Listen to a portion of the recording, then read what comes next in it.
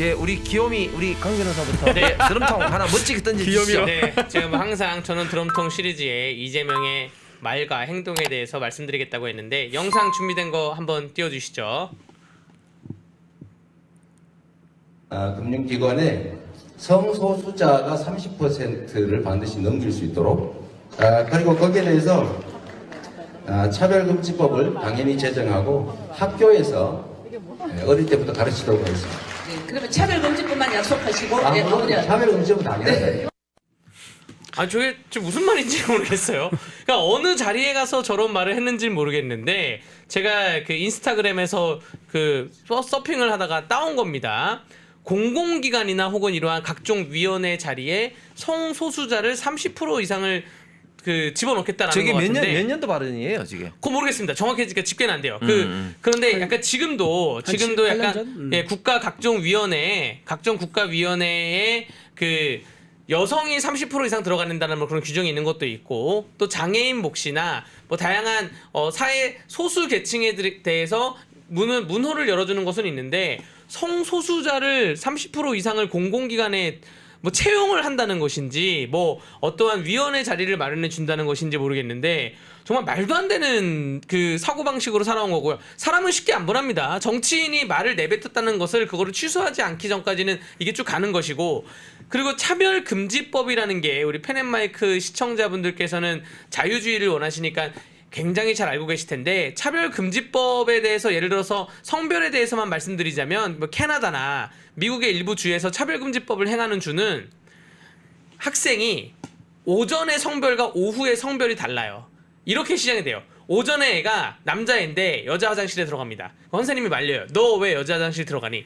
전 지금 여잔데요. 뭐 이렇게 얘기를 해요. 그래서 이게 차별금지법이 뭐냐면 차별을 하는 순간 다 처벌을 하겠다는 거예요. 남자와 여자를 구분짓는다. 그러니까 구분 자체를 처벌하는 겁니다. 이게 성별만 가지고 만들어서 그렇지 종교 문제나 또 다른 각종 문제가 들어오면 차별금지법을 포괄적 차별금지법을 제정하는 순간 우리나라는 대혼란에 빠질 거라 예상되고요. 이거는 전한길 강사님의 유튜버에 꽃보다 전한길에 차별금지법에 대해서 설명돼 있으니 좀 살펴봐 주시길 바라겠고 이재명이 어쨌든 이러한 위험한 사고방식 저는 성소수자들을 폄훼하는 건 아닙니다. 성소수자들의 뭐 힘든 인생에 대해서는 제가 안타깝게 생각하고 또 그들의 살 길을 또 찾아주는 것에 대해서는 사회적으로 비난과 비판을 할 수 없다고 생각하지만 성소수자를 공공기관에 30% 이상을 채용하게 하겠다? 이거는 대화가 다른 거죠. 그리고 차별이죠. 예, 그렇죠. 그리고 나서 그거를 차별금지법에 대해서 우리나라 유치원이나 초등학교부터 교육과정에 집어넣겠다? 요것도 굉장히 큰 문제이기 때문에 오늘의 드럼통으로 뽑아왔습니다. 자, 여러분들 우리 그 각시탈 많이 여기저기 공유를 해주시면서 구시탈 죄송합니다. 구시탈 많이 공유를 해주시면서 네네. 드럼통 시리즈를 특히 많이 공유를 해주세요. 그래야지 이재명이 무너집니다. 네. 지금 좋아요 구독 눌러주시면 알고리즘이 활성화됩니다. 네. 예, 저희들이 이제 한지 이제 일주일도 지금 되지 않고 지금 이제 4일째죠. 4일째인데도 많은 우리 펜앤마이크 시청자분들이 이제 그 응모해 주시고 관심을 가져 주셔가지고 조회수라든지 이런 것들이 굉장히 빨리 지금 늘어나고 있는데 더 빨리 늘어나기 위해서 좋아요, 구독을 꼭 부탁을 드리겠습니다.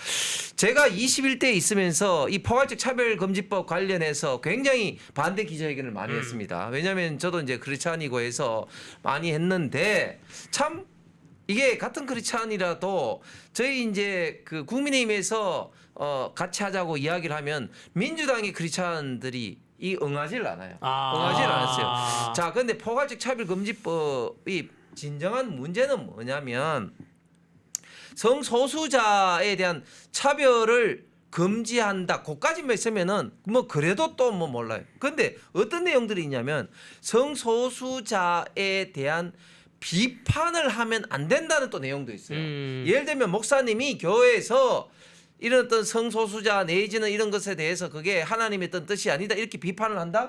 그러면 그 목사님들이 감옥에 가도록 하는 내용들이 있는 겁니다. 표현의 자유를 그렇습니다. 극히 침해하네요. 그렇습니다. 네. 그래서 헌법상의 표현의 자유, 양심의 자유, 종교의 자유를 정면으로 침해하는 악법 위헌 조항들이 굉장히 많이 있습니다. 그래서 이 포괄적 차별금지법은 해서는 안 된다고 저희들이 많이 반대 기자회견을 했죠.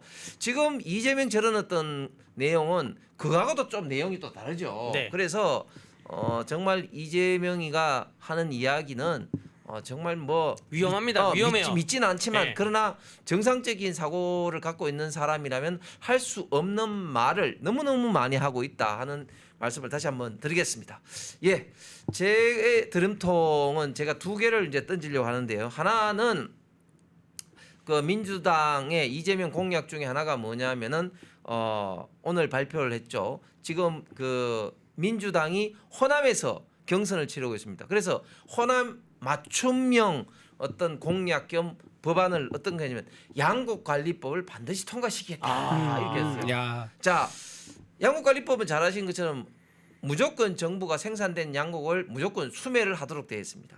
자, 그게 문제가 뭐냐면 재원도 재원이지만 저는 두 가지 큰 문제가 있는 겁니다. 첫 번째 문제가 뭐냐면 결국은 그 벼농사를 짓는 분이 아닌 다른 농업인하고는 역차별이 되는 것이고요. 두 번째, 벼농사를 짓고 있는 분들이 합리적으로 다른 업종으로 그러니까 다른 어떤 농업 분야로 이렇게 바꾸려고 전환을 하려고 해도 오히려 전환을 가로막는 즉 시장 경제에 어떻게 보면 좀 질서를 가로막는 그런 어떤 문제점이 발생하게 되는 것이죠. 그런데 왜 하필 호남에서 오늘 그 이야기를 했느냐? 이 양곡관리법의 주된 대상이 결국은 호남에 있기 때문에 호남에 있는 국민들 특히 자기 어떤 당원들한테 잘 보이기 위해서 한 게 아닌가 하는 어떤 그런 건데 양곡관리법이 되면 제가 좀 전에 말씀드린 이런 어떤 엄청난 문제가 되기 때문에 윤석열 정부에서는 거부권을 행사했는데 꼭 이것을 통과시키겠다 이렇게 이재명 후보가 이야기하고 있는데 참으로 무책임하고 위험한 발상이라고 생각합니다. 두 번째 제가 드럼통에 던지고 싶은 것이 참 이름도 희한한데 국내 생산 촉진세를 만들겠다 이런 네. 내용입니다. 무슨 말인가 하면 지금 국내에 여러 가지 이슈 즉 임금이라든지 강성 노조라든지 등등등 때문에 우리 대기업들이 지금 국내 투자를 안 해요. 네. 잘 아시는 것처럼 삼성, 현대 최근에 투자를 잘 안 하고 있습니다. 그나마 윤석열 정부 때는 SK가 용인에 반도체 클러스터를 하겠다. 또 현대자동차가 울산에 전기차 생산 라인을 하겠다. 또 삼성 반도체가 투자를 하겠다 이렇게는 했습니다만은 투자를 하기가 굉장히 힘든 환경입니다. 그래서 어떻게 그 지금 이재명 후보가 들고 나왔느냐? 국내 투자를 하면은 법인세를 낮춰준다는 그런 이야기인 거예요. 자, 그런데 제가 왜 이 가칭 국내 생산 뭐 촉진세를 드럼통에 던져야 되냐면은 윤석열 정부에서 법인세를 낮추려고 할 때 민주당이 그때 어떻게 했습니까?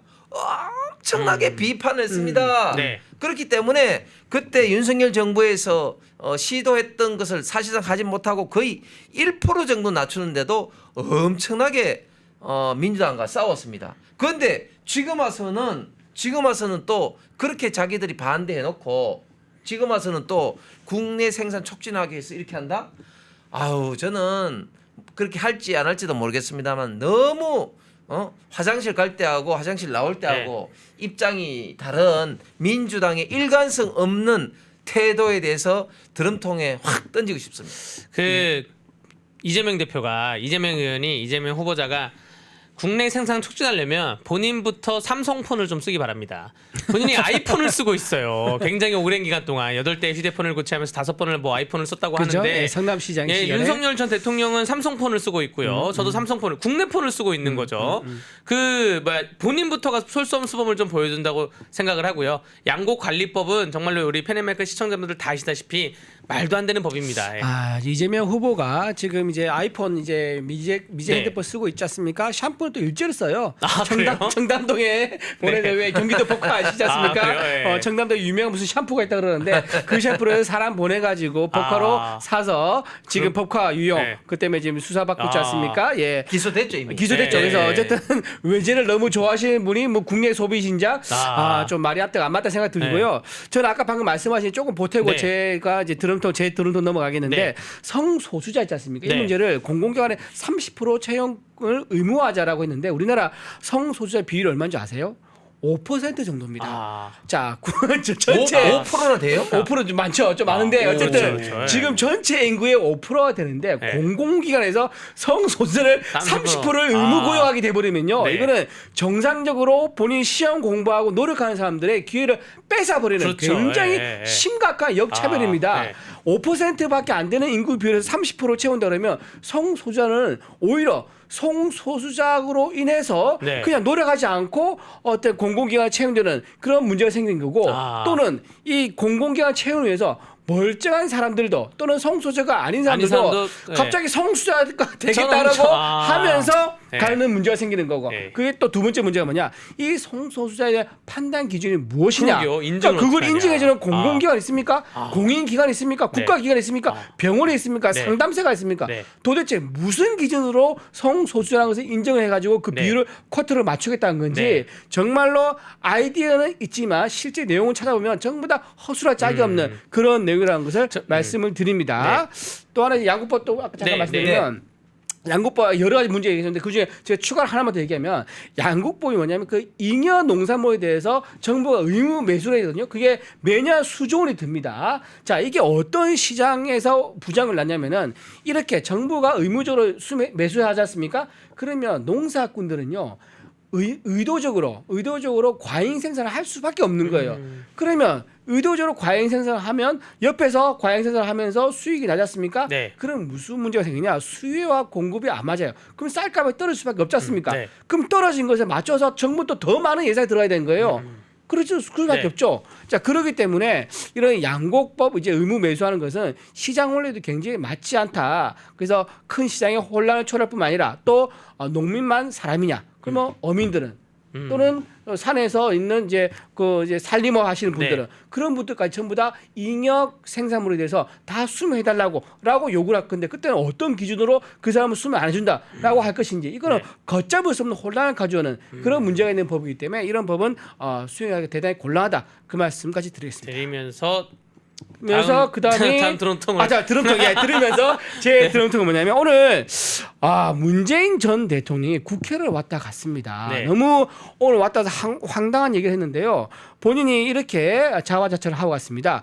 눈 떠보니 선진국이었는데 지금 나라가 망했다라는 식으로 얘기를 하고 갔습니다. 자 여러분 이제 뭐 기억 생생하고 있을 겁니다. 두 번 다시 경험해보고 싶지 않은 나라를 만든 게 누굽니까? 바로 문재인 네. 전 대통령이었죠. 네. 경제 파탄, 민생 파탄, 안보 파탄, 쓰리 파탄을 했던 장본인께서 이제 국회에 와서 그동안 조용히 있다가 본인 수사 관련된 것들, 의혹 관련된 것들에서는 아무 말 안 하고 있다가 본인을 기소한다 그러니까 갑자기 국회에 나타나가지고 여러분 나 좀 도와주세요라는 취지로 이제 이재명 후보에게 잘 보이기 위해서 윤석열 정부를 공격하는 비난하는 이런 정치적 메시지를 보내는 것 저는 정말 바람직하지 않다. 전 대통령으로서 예우를 해줄 수 있지만 존중받기는 어렵지 않겠느냐. 네. 왜냐? 본인이 이제 수사받고 있는 거 수사 지금 안 받고 있지 않습니까? 그런데 오늘 우원식 국회의장을 만났습니다. 저는 우원식 국회의장이 이런 말 하지 않았을까 싶습니다. 해야 할 일이 있고 안 해야 할 일이 있습니다라고 문재인 전 대통령에게 조언을 해줬길 정말 바랍니다. 네. 그래서 해야 할 일은 뭐냐? 검찰 수사에 성실 응하라. 네. 이제 그걸 이제 해야 할 일인 거고 안 해야 할 일은 뭐냐? 국민 앞에 나서서 함부로 여론을 호도하지 마라. 네. 이 말을 해주기를 네. 저는 간절히 바라봅니다. 우원식 의장이 그런 어떤 이야기를 해줄 리가 없을 것 같고 아니 네. 저는 문재인 전 대통령 참 대통령의 말도 참 붙이기도 싫은데 그 양반이 참 그렇게 이야기를 하는 것에 참 분노가 치러집니다. 지금 네. 대한민국의 많은 문제점들 즉 많은 지금 현재 국가 부채로 인해서 지금 현재 이자만 26조를 대고 있는 이런 어떤 부담 특히 지금 우리 전기 쓰고 있는 이런 것들이 탈원전 때문에 얼마나 지금 많이 올랐습니까? 네, 그렇죠. 특히 산업 현장은 올라가지고 엄청나게 지금 이제 전기가 많이 드는 업종은 지금 폐업을 계속해서 할 수밖에 없는 그런 어떤 상황입니다. 또 안보적인 면에서라든지 이런 정말 거의 뭐 어제도 이 시간에도 GP 북한의 GP가 멀쩡한데도 GP 불능화됐다고 오히려 유엔사에 그런 어떤 허위 보고했죠. 허위 보고를 한 것에 비해서 완전히 우리 휴전선을 문을 활짝 연 것뿐만 아니라 국가 정책의 어떤 효과가 떨어지니까 그것을 조작하기 위해서 통계 조작이라든지 얼마나 했습니까? 그리고 또 우파 보수에 있는 사람들에게 적폐청산의 이름으로 그렇게 많이 정치 보복을 하면서 수백 명을 감옥에 보내고 5명이 극단적인 선택을 그렇죠. 하고 한 그런 어떤 사람이 과연 눈 떠보니 선진국이었더라? 어떻게 양심이 있으면 그런 이야기를 합니까? 지금 이제 정치권의 화두가 여야 모두 AI인데 뭐 이재명도 무슨 AI 나라를 만들겠다 하고 있는데 AI는 민주당에게 상당히 불리해요. 이 시중에 있는 AI들한테 부동산 가격에 대해서 문재인 정부와 윤석열 정부 또 이명박 박근혜 정부 노무현 정부 비교해줘라고 딱 하는 순간 문재인과 노무현 정부 때 부동산 폭등 그리고 보수 정권에서 부동산 안정 자, 경제 얘기해줘 경제 진보 정권 때 노무현 정부 문재인 정부 때 어려움 보수 정부 때 안정 이렇게 수치가 탁 나옵니다. 이게 문재인 정부 때 경제 정책 중에 소득 주도 성장이라고 있잖아요. 그게 2년 사이에 그 최저임금을 30%를 올려버렸어요. 그 다음부터 나오는 얘기가 뭐냐면 나는 100만 원을 받던 사람인데 130만 원을 갑자기 받게 되니까 이 30만 원을 가지고 욜로 라이프가 시작됐습니다. 내가 일생에 한 번을 놀겠다. 근데 그 짧은 기간에는 물가가 동반 상승은 안 했는데 바로 다음 해부터 물가가 똑같이 30% 상승하니까 내가 평소에 펑펑 쓰던 습관을 다시 고치면서 요즘은 욜로 라이프가 없어졌거든요. 지금 문재인 정부 때문에 최저임금 상승해서 잠깐 좋아했던 그 20대 아르바이트생들이 지금 다시 또 펑펑 울고 있고요. 그 원래 사업을 하시던 소상공인들은 인건비가 많이 나가서 울고 있고 대한민국 망쳐놨습니다. 망쳐놨는데 본인은 행복하겠죠. 본인 사위가 무슨 뭐 자기 공짜로 어떻게 취업하고 이스탄공 취업하고 이런 과정에서 본인만 행복한 나라인 거지 우리는 한 번도 겪지 못하는 나라를 겪었던 것입니다. 네. 제가 딱 한마디만 더 하면은 AI 육성을 위해서 당시에 디지털 뉴딜이라는 정책을 통해서 수십 조를 썼습니다. 그리고 그 디지털 뉴딜 정책 중에 가장 중요한 타임이 결국 데이터 댐이라는 어떤 조성을 통해서 AI 산업 육성하려고 했습니다. 그런데 그 데이터 댐에 정말 엄청난 몇 조였던 예산이 투자됐는데 지금 완전히 망한 정책입니다. 왜? 그렇죠. 그때 데이터 댐은 쉽게 말해서 AI 수준을 초등학교 정도 수준으로 예상을 했습니다. 그래서 많은 데이터가 수집됐죠. 그런데 지금 AI 수준이 어떻게 됐습니까? 챗 GPT 이래로 대학교 수준이 됐습니다. 그러면 그때 모았던 초등학교 수준의 데이터, 중학교 수준의 데이터, 고등학교 수준의 데이터는 필요가 없게 된 겁니다. 지금 챗 GPT 이래로 수많은 그런 어떤 데이터 때문에 저장된 데이터들이 다 필요가 없게 됐다. 그러니까 그때 당시에 판단착오로 수조 원의 예산이 거의 날아갔던 겁니다. 그만큼 문재인 정부가 잘못된 판단을 많이 했다. 그것은 제가 볼 때는 이재명 정부가 시작되면 문재인 정부보다 더하면 더하지 덜 하지 않을 겁니다. 왜? AI 산업 육성을 해서 뭐 100조 투자하겠다 이렇게 돈만 이야기하지 그 산업 육성을 위해서 진짜 필요한 규제 개혁은 이야기를 한마디도 안 합니다. 데이터를 컬렉팅할 때 예를 들면 의료라든지 금융에 있는 많은 규제를 어떻게 개혁할 것인가 또 주 52시간 같은 이런 정말 R&D의 발전을 위해서 개혁해야 될 이런 어떤 데이터를 어떻게 할 것인가 뭐 이런 등등 이런 규제 개혁 관련돼서는 한마디도 안 하고 그냥 돈만 그냥 하면 된다? 이렇게 해서는 AI 산업이 발전할 수가 없죠. 다시 한번 문재인 정부 특히 문재인 전 대통령의 눈을 뜨니까 선진국이다 말은 해서 다시 한번 정말 규탄을 하고 싶습니다. 네. 펜앤마이크에서 추천하는 영상도 보고 가세요. 다른 영상도 즐기시려면 구독 버튼을 꼭 눌러주세요.